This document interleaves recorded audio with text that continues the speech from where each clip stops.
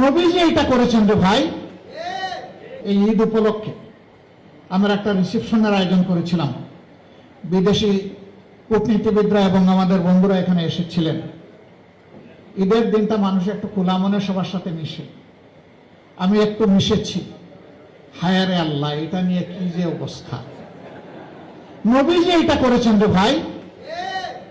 তিনি তার প্রিয়তম সাহাবীর সাথে এটা করেছেন। এটা তো আমার নবীর প্রিয় সুন্নত। আমি তো আমার নবীর প্রত্যেকটা সুন্নতকে ভালোবাসি। তুমি হ্যাঁ, মানুষ হিসাবে যদি ভুল করি অনুতপ্ত হব, ক্ষমা চাইব, কোনো অসুবিধা নাই। কিন্তু আমার শুদ্ধ কাজটাকে ভুল হিসাবে চালিয়ে দিবা আর মনে করবা নিজেই শুধু জ্ঞানী, আর সবাই চোখ বন্ধ করে অথবা উট পাখির মতো দুনিয়া এখন বড় চালাক। তুমি যে রাস্তা দিয়ে হাঁটো ওই রাস্তা অবজার্ভ করার জন্য তোমার রাস্তায় শত সার্চ লাইট বসে আছে।